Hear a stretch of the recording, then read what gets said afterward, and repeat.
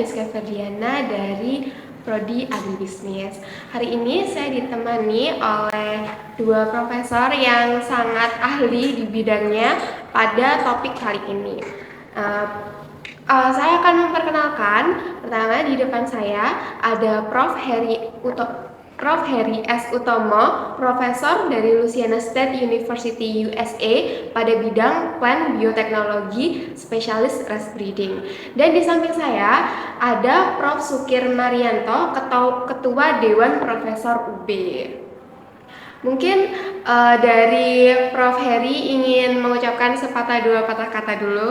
Terima kasih. Jadi ini sesuatu kehormatan buat saya, Profesor Sukir telah menginvite saya ke tempat saya menempuh S1.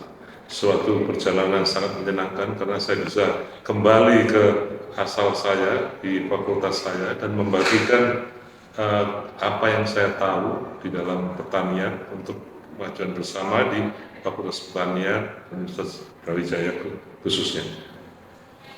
Mungkin dari Prof. Sukir ingin menanggapi atau memberikan sepatah dua kata kata. Baik, terima kasih Mbak. Jadi kami sampaikan sekali lagi terima kasih Prof. Heri ya.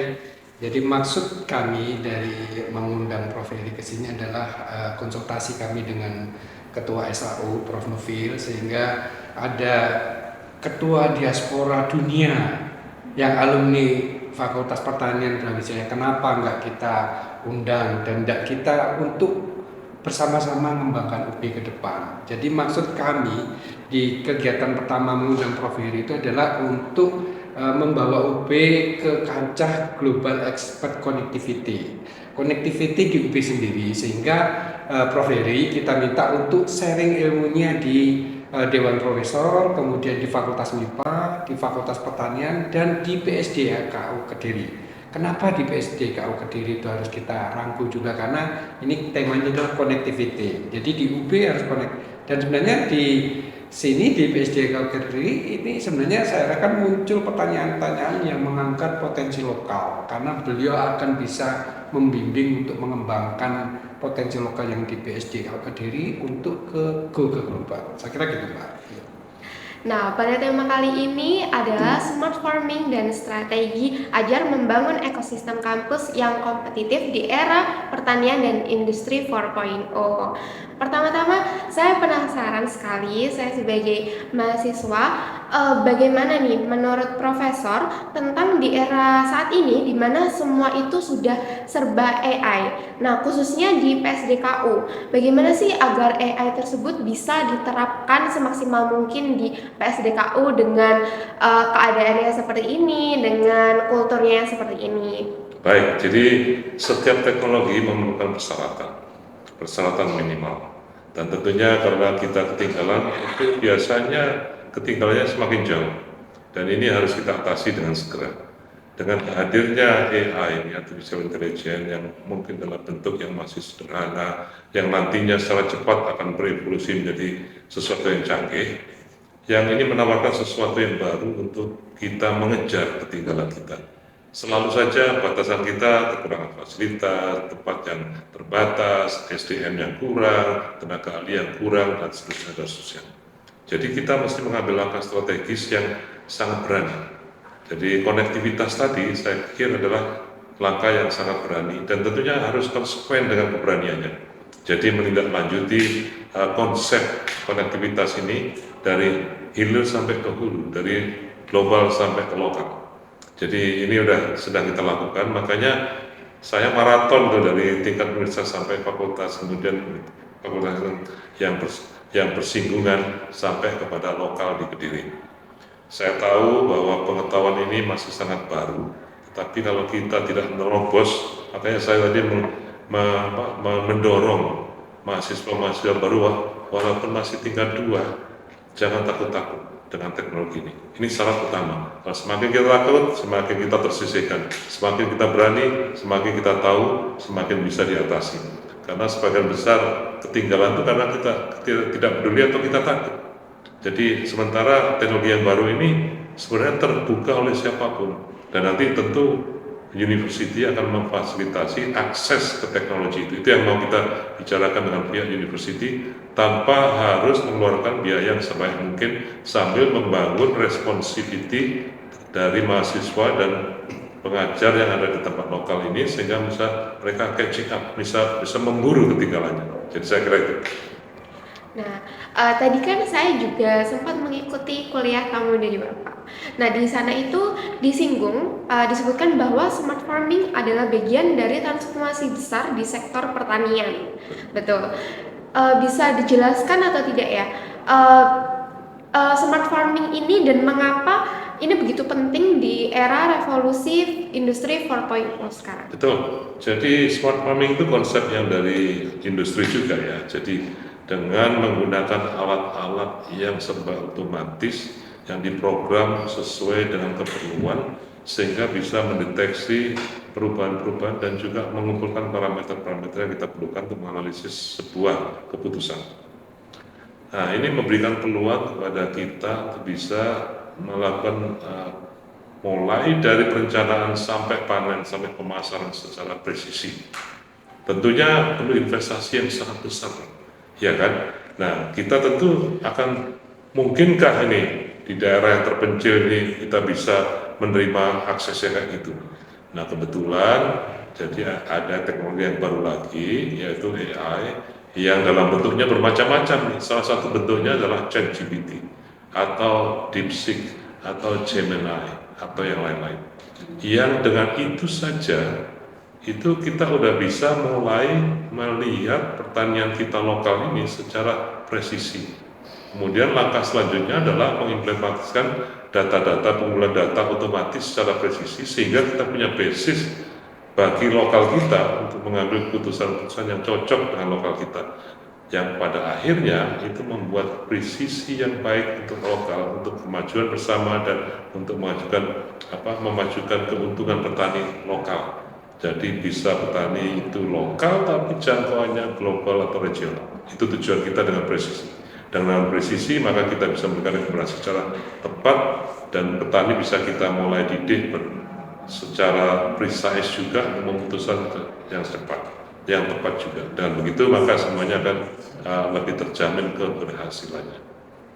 Nah, menyinggung tentang smart farming lebih dalam lagi, melihat kondisi PSDKU yang seperti ini, menurut Prof. Sukir dan Prof. Heri, apakah smart farming itu bisa diterapkan di PSDKU?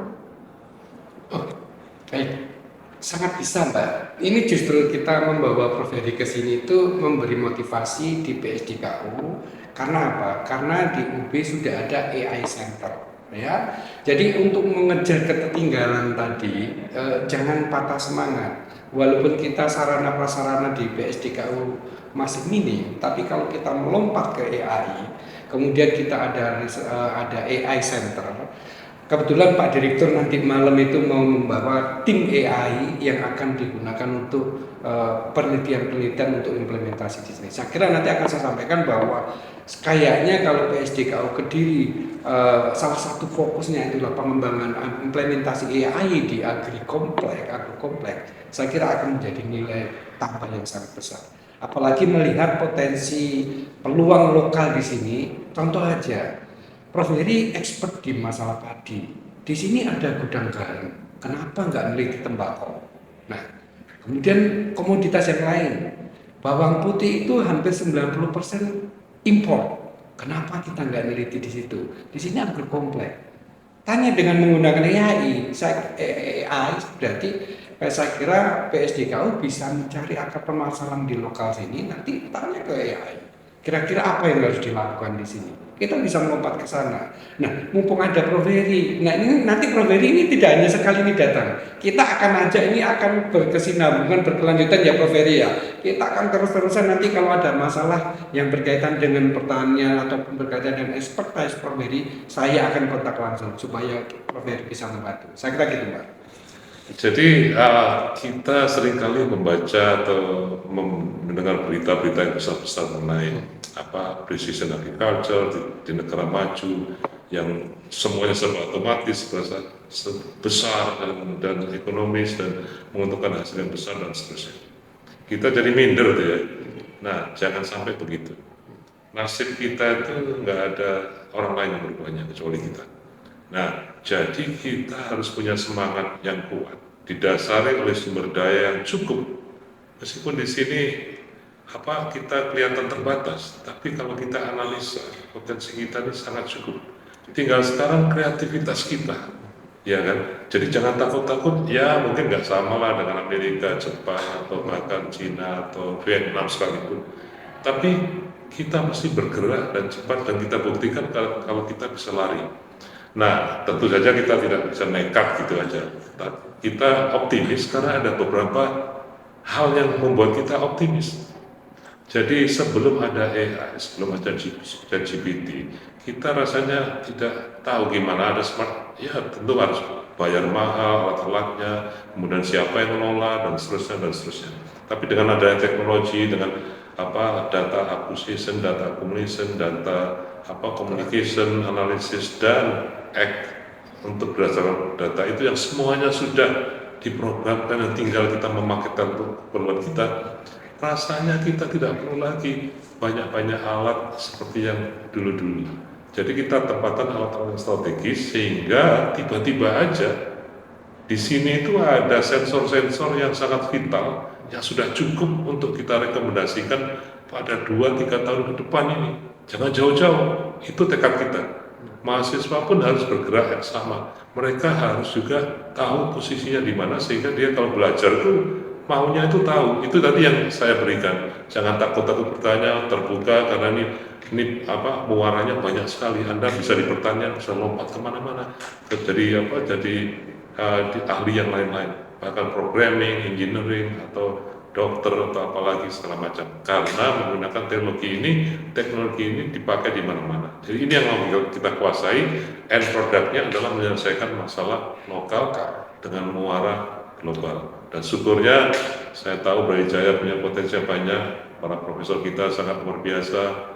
Dewan Profesor ketuanya ada di sini bersama kita. Jadi ya rasanya saya semangat karena saya tidak sendirian. Prof. Sukir juga tidak sendirian, kita bersama-sama dan dia konektivitas sesuai dengan target kita, connectivity from global to local, ya. Nah, berarti AI ini sangat membantu smart farming, betul ya Pak? Jelas, tanpa ada AI kita tidak akan sesmart kalau ada AI. Dan itu akan cepat. Lihat tadi buktinya kan, itu contoh sederhana aja, belum lagi yang lebih kompleks. Contoh sederhana aja, jawabannya 2-3 detik, kita lihat semuanya. Jadi itu akan kita gunakan untuk tujuan-tujuan yang spesifik, untuk bisa membantu petani dan produktivitas dan pendapatan di sini. Di sini ada gudang garam, ada perusahaan-perusahaan besar yang lain. Kita manfaatkan untuk kerjasama. Potensi yang belum tergali, kita gali. Di mana mencarinya? Ya kerjasama dengan banyak hal dan menggunakan AI. Jadi kita potensi akan terlihat tuh nanti. Dengan database analisis yang cepat tadi, sudah memberitahu apa sih yang mau kita prioritaskan. Ya kita tentu diskusi, tidak hanya berdasarkan data yang dari AI aja, tapi juga dari seluruh pemikiran kita bersama. Yang tadi Dewan Profesor, pengajar, researcher, bahkan mahasiswa pun nanti akan sifatnya sebagai bukan hanya belajar aja, dia belajar dan akan menjadi inventor, menjadi inovator sekaligus. Jadi tidak menunggu setelah lulus baru jadi inventor, enggak. Selama belajar pun bisa menjadi inventor karena fasilitas yang luar biasa. Saya jadi penasaran. Kalau di Amerika sendiri, di USA sendiri, smart farming itu diterapkannya itu seperti apa? Dan mungkin adakah smart farming yang di Amerika itu yang bisa diterapkan di Indonesia dengan kultur pertanian kita yang seperti ini? Ada. Jadi kalau kita melihat global besarnya, pertanian Amerika itu kan commercial base, ya. Jadi ada bisnis pertanian. Jadi untuk bisa survive menjadi sukses sedunia, dia melakukan melakukan perubahan-perubahan yang ekonomis. Misalnya kalau tenaga kerja nggak ada, berarti lokasinya luasannya harus besar, harus pakai mesinnya akan rusak pada tahun 10 tahun misalnya, maka harus ada recovery fund-nya untuk itu, semuanya dihitung. Jadi bisnis pertanian besar. Nah, untuk itu kita tentu tidak bisa menirunya. tetapi hasil-hasil dari proses itu menghasilkan alat-alat yang kita bisa terapkan. Kemudian juga selain bisnis yang besar, ada hobis, ada environmentalis, ada juga orang yang ingin mempertahankan pertanian lokal. Jangan dikira mereka merasa terhambat juga, perasaan besar-besar menghabiskan tanaman kita yang lokal yang seharusnya kita pelihara. Mereka ada lagi yang muncul kecil-kecilan gitu, ada farmer market yang di dalamnya adalah hasil dari pertanian lokal kecil-kecil seperti kita ini. Nah itu kita bisa tiru kalau memang cocok dengan lokasi itu. Nanti kita bisa hubungkan misalnya pengalaman local farmers atau yang kecil-kecil itu, mereka punya marketnya, punya tidak setiap hari ya, seminggu sekali ada pasaran. Kan kita di sini pasar Kempreng yang bukanya Wage, Kliwon, itu ada gitu. Tujuan mereka adalah menjaga tanaman lokal mereka supaya tidak punah. Kemudian juga masyarakat mereka yang cinta dengan makanan tertentu supaya tidak hilang. Kalau semua itu ditangani oleh perusahaan besar, itu kan menangani tertentu aja, kan yang kecil-kecil hilang. Tomat yang spesifik, yang aromanya enak itu nggak akan lagi ada. Nah mereka merasa keberatan, masyarakat tertentu. Jadi mereka membuat asosiasi sendiri. Itu mungkin kita bisa masuk. Mereka juga menggunakan AI, menggunakan precision agriculture, menggunakan sensor, sama aja. Nah itu kita bisa mencontoh. Nah kalau kita mau juga kita bisa bergabung dengan asosiasinya, bisa mendapatkan newsletternya, sehingga kita bisa memantau kiat-kiat mereka, ada yang kita bisa lakukan di sini. Nah itu kita bisa jembatani karena ada konektivitas tadi. Kalau kita tahu tujuannya apa, ya. Nah, setiap inovasi itu pasti selalu ada tantangannya ya. Kira-kira tantangan terbesar kalau misalkan smart farming diterapkan di sini itu apa ya Pak? Yang pertama karena kita ketinggalan itu menjadi kesempatan, ya kan? Ketinggalan karena kita juga nggak pernah berkontribusi apapun di dalam perkembangan AI ini atau perkembangan precision agriculture ini. Nah, yang ketinggalan itu kita jadikan sesuatu kesempatan untuk menemukan sesuatu. Data kita belum pernah masuk kepada data bank di dalam data yang dipakai oleh AI sedunia ini. Itu kesempatan buat kita menjadi data yang kita own, kita miliki. UB bisa membuat itu sebagai bank UB. Dari situ aplikasi-aplikasi yang ada itu diulang, kita reinvent, kita ciptakan repackaging untuk tempat kita. Nah dengan begitu kita masih bisa untuk level tertentu mengklaim itu penemuan kita karena spesifik, ada sesuatu yang kita tweak algoritmnya untuk lokal kita. Karena jadi kita menemukan sesuatu yang baru dan juga membantu secara real menyelesaikan masalah kita karena datanya data kita. Nah itu kalau kita nggak begitu, kita dimakan kayak tadi tuh ya perusahaan besar yang lokal hilang, kita nggak mau hilang, kita bertarung di sini, kita punya sendiri app-nya, gitu kan. Nah sebaliknya kalau app ini terbukti bagus, yang di-generate oleh orang-orang kita yang luar biasa, kemudian kita uji di tempat lain, pertama di Kediri, kedua di Malang, Blitar, Tulungagung, dan seterusnya, akhirnya Jawa Timur, bagus, hanya ke Indonesia kita bisa jual seluruh Indonesia. Habis itu kita bisa bekerjasama dengan luar negeri, misalnya di Nepal, di Cina, segala macam, dites, diperbaiki app kita. Ternyata bagus, kita bisa jual ke dunia, jadi menjadi ekspor teknologi kita. Sehingga tidak hanya mengelola lokal aja, ekspor kita, uang luar negeri masuk ke dalam kita. Jadi nambahkan bukan hanya hilir aja, itu hilir plus. Itu yang mau kita kejar ke depannya. Dan tidak boleh lama-lama, 5 tahun ya. Ini PR-nya untuk Prof. Sukri nih. Tantangan ini. Sukir ya, jadi memang, tapi beliau kan orang cerdas. Kalau gitu bergeser ke dunia pendidikan ini, menurut Prof. Sukir dan Prof. Heri, dengan semua perubahan ini, bagaimana seharusnya ekosistem kampus itu dapat beradaptasi agar lebih kompetitif dan relevan dengan dunia industri pertanian modern? Oke, jadi gini, tadi jelas tantangannya tadi disampaikan fokus di bidang AI.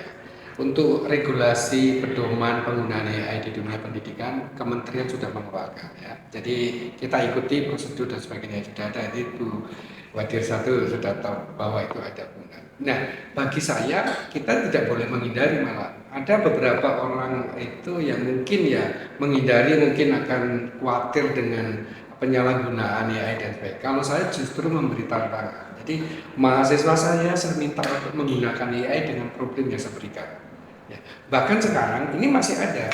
Tadi disampaikan Prof. Heri ya, bahwa kita itu keunggulan kita bukan keunggulan, potensi kita itu karena kita punya data macam-macam, kekayaan plasma biologi, kemudian data yang itu adalah insight in situ, tidak bisa dibawa keluar. Itu menjadi peluang dan tantangan. Contoh bidang saya itu nggak ada orang yang tertarik gunung api, tapi yang di geotermalnya banyak. Cuman di gunung api itu orang luar tuh butuh data. Akhirnya mereka bawa alat ke sini. Kita asimilasi teknologinya, kita go ke global. Itu contoh aja. Jadi jangan minder ya. Tadi Profesor sudah memotivasi untuk teman-teman di BSDK. Jangan minder. Pokoknya kita tetap ongoing, semangat kita belajar. Kemudian gunakan fasilitas yang ada. Kalau memang tidak ada di BSDKU di sini, kita di UB Pusat ya kita bisa gimana caranya bisa menggunakan. Saya kira pimpinan di sini dan di UB Pusat saya kira bisa untuk memfasilitasi itu. Saya kira gitu. Saya kira betul banget ya. Jadi memang begitu. Jadi kita itu tidak perlu putus asa. Itu tantangan itu peluang, ya kan? Jadi tapi lagi-lagi kita harus konsisten. Konsep katanya sudah ada mengenai AI, adaptasinya, kemudian pelaksanaan dan sebagainya. Tapi kita tidak hanya berhenti pada konsep saja. Jadi ini yang kita tekankan. Jadi nanti akan kita bicarakan mungkin kalau kita belum bisa besar-besaran mendatangkan alat, kita coba 5 aja. Berapalah alat, taruh di tempat yang strategis beneran, sebelum naruhnya diskusi dulu sehingga tepat, sehingga data yang kita kumpulkan nanti itu kita bisa show ke siapa aja bahwa ini loh, ini 5 aja udah bisa lebih bagus. Bayangin kalau nanti lebih detail lagi. Akhirnya adalah lembaga tertentu atau mungkin ya rektorat atau mungkin juga DIT bisa memberikan sumbangan atau sponsor yang lain. Jadi kita harus rajin untuk mengenerate, jadi nggak berhenti. Apa yang ada itu kita jangan putus asa. Kita selalu mikir apa itu, tapi kita harus menunjukkan hasilnya juga. Bahwa dan itu sekarang menjadi lebih gampang dilakukan karena ada AI itu. Jadi analisisnya bisa cepat. Kemudian kalau ada kekurangannya bisa kita diskusikan. Jadi ya belum sempurna betul, tapi minimal kita tidak mengarang ya. Jadi ini kita buktikan dan diuji dengan data kebenarannya oleh petani tadi. Jadi kalau udah tepat hanya dengan 5 kita bisa ngomong, yang lain-lain itu yang 100 itu ya salah mereka, 5 aja cukup. Bahkan kita bisa begitu, tidak perlu nambah lagi, kita invest yang lain. Nah, iklimnya tentu sangat bagus untuk diciptakan. Itu syarat dimanapun. Teknologi ditemukan karena iklimnya menyesuaikan, iklimnya memang kondusif. Nah, untuk iklim ini tentunya ya 2 macam. Iklim yang diciptakan oleh yang disediakan fasilitasnya oleh universitas atau fakultas, juga mahasiswanya harus harus eager, harus semangat, harus ngerti, harus mau ngapain. Nah, makanya tadi itu saya cenderung ke sana terus, bukalah, jangan takut. Apa aja lakukan, apa aja tanyakan, hanya sekedar tahu aja. Habis itu mulai dipikirkan mau kemana saya ini. Juga dosen-dosennya akan menyesuaikan juga. Jadi kira-kira gitu. Seperti Prof. Sukir tadi bilang, saya nggak takut mahasiswa menggunakan AI. Seharusnya begitu. Karena ya mau nggak mau akan digunakan. Kita akan menyesuaikan. Kita tidak akan lagi menugaskan mahasiswa. Misalnya buatkan layout rencana pendidikan kamu, nggak akan lagi. Tapi apa hasilnya pemikiran mengenai ini? Tolong sampaikan. Kombinasikan dengan pemikiran AI, pemikiran kamu sendiri kayak apa? Nanti kita diskusikan lagi di kelas. Jadi gitu, assignmentnya berbeda. Jadi jangan takut. Jadi karena mau nggak mau ya akan datang juga. Kira-kira gitu. Berarti apa yang perlu dipersiapkan oleh mahasiswa untuk terjun ke smart farming menurut Prof. Sukir dan Prof. Heri? Wah, ini pertanian ya. Kalau menurut saya tadi sebenarnya bekal-bekal dasar yang berkaitan dengan agro itu harus dikuasai dulu. Kemudian menggali potensi-potensi lokal. Ya, potensi lokal yang bisa dikembangkan di sekitar PSDKU atau oke lah lingkup Kediri lah. Mungkin nanti kalau lingkup Kediri sudah sebelahnya Jombang, Nganjuk dan sebagainya, itu karena kita harus berfungsi untuk masyarakat. Jadi harus mengetahui konsep-konsep dasarnya, baru nanti ke implementasinya bisa minta bimbingan arahan kepada yang expertise. Kalau saya semuanya biasanya kalau saya ngajar memang harus penguasaan prinsip dasar, konsep dasar dan sebagainya harus dikuasai dulu. Baru ketika itu masuk ke pengembangan. Terutama menggali permasalahan. Ini di PSDKU kan banyak sekali. Dengan kondisi yang sini ini justru jadikan itu sebagai peluang dan tantangan. Jangan malah mau tadi minder ataupun berkecil hati ya. Ini perlu dijadikan menjadi peluang dan tantangan. Monggo, Bro. Ya, dari kacamata mahasiswa, seandainya saya ini mahasiswa ya, jadi tentu saya akan berusaha untuk sesemangat mungkin, karena saya curious juga nih, apa yang bisa saya lakukan, dan alatnya ada. Kalau dulu datang ke perpustakaan, berjam-jam baca, capek juga. Kalau sekarang tinggal tanya aja, dari situ kemudian timbul masalah-masalah yang menarik kita. Kemudian kita buat kelompok, siapa yang tertarik ini ya, dengan himpunan apa gitu, untuk khusus untuk membahas masalah apa pertanian apa atau sektor apa yang di sini menjadi kendala-kendala yang menjadi masalah beneran di petani. Ada yang datang ke petani dan lihat dulu pandangannya apa, oh yang mereka concernkan ini, kemudian duduklah kelompok itu mendiskusikan. Kemudian setelah dapat konsensus kira-kira jalan keluar apa menggunakan AI dan ini semua akan menjadi kebiasaan. Kalau itu semua akan konsultasi dengan AI, menggunakan analisanya, tapi di reanalyze, kemudian repackaging, kemudian dijadikan bahan diskusi menjadi ide baru. Setelah itu datang ke profesornya, kami kelompok ini bolehkah mengkaji ini? Kalau boleh nanti misalnya dapat insentif mungkin mata pelajarannya bisa disesuaikan dengan ini, atau saya ada usulan ini mungkin lebih baik karena setelah wawancara dengan petani dan lainnya, setelah mengetahui lokasi, setelah diskusi dengan banyak orang, setelah mengetahui dengan AI dan seterusnya, kayaknya solusinya adalah ini. Saya firm kalau ini dikerjakan, ini akan membuat efek yang luar biasa oleh petani. Itu semua bisa dilakukan oleh mahasiswa sekarang. Jadi tidak menunggu dosennya. Dosennya dipakai sebagai fasilitator, istilahnya memang fasilitator sekarang ya. Jadi bukan guru yang bukan teacher ya, fasilitator. Nah, fasilitator itu nanti akan lebih mengarahkan sehingga menjadi tesis-tesis tertentu.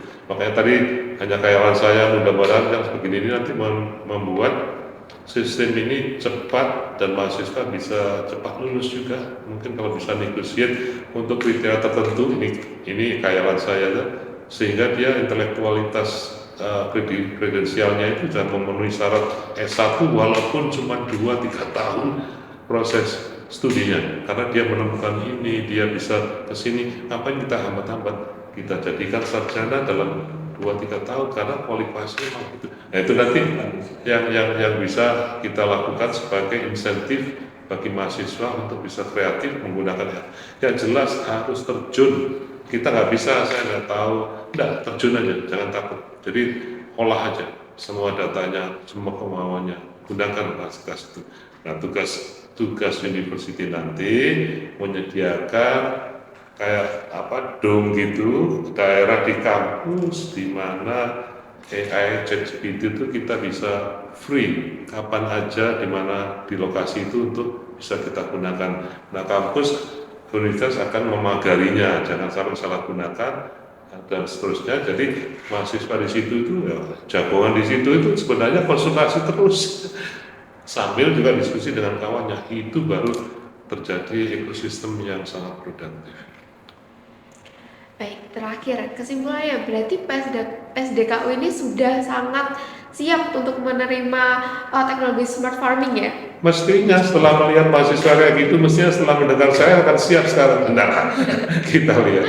Jadi, tapi tadi lihat sendiri kan perubahannya dari yang tidak bertanya tiba-tiba menjadi pertanyaan yang sangat dalam, ya kan? Karena itu kita encourage untuk menjadi kebiasaan. Dan tadi sudah kita buktikan hanya pertemuan 1 jam aja, 2 jam, mahasiswa kita udah berubah. Tapi kita perlu perubahan yang terus-menerus. Jadi itu tadi hanya letupan kecil. Nah, mohon setelah saya tidak di sini diteruskan terus. Tapi kalau misalnya perlu bantuan saya jarak jauh, ya saya bersedia juga. Siap. Ya. Jadi kita sudah ada sistem nanti akan dikembangkan pendidikan jarak jauh ya, dan nanti mungkin kita akan coba terus berhubungan dengan Prof. Heri ya, nanti memberi pengajar pas beliau dari sana, tapi mesti jamnya harus disesuaikan karena 12 jam selisih 12 jam ya, kita harus jam 9 pagi di sana, jam 9 malam, berarti kita harus agak pagi supaya di sana nggak terlalu malam.